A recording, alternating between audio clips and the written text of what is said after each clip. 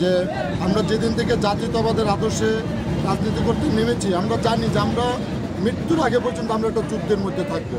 আধিপত্যবাদের বিরুদ্ধে জাতীয়তাবাদের এই লড়াই চিরন্তন। এটা ক্ষমতায় থাকলেও লড়াই, ক্ষমতার বাইরে গেলেও লড়াই। আপনারা জানেন একটি ষড়যন্ত্র হয়েছে কিছুদিন আগে, ষড়যন্ত্র হতেই আছে। ইনশাআল্লাহ আমরা শহীদ সৈনিকরা সজাগ আছি। যে কোনো ষড়যন্ত্র শেখ হাসিনাকে যখন ঢুকে দিতে পেরেছি, ইনশাআল্লাহ এদেশের মাটিতে কোনো ষড়যন্ত্র সফল হবে না। ইনশাআল্লাহ তারেক রহমানের নেতৃত্বে বাংলাদেশের জাতীয়তাবাদ এদেশের মাটিতে চির উদ্দিন থাকবে। সবাইকে ধন্যবাদ, ভালো থাকবে। বরিশাল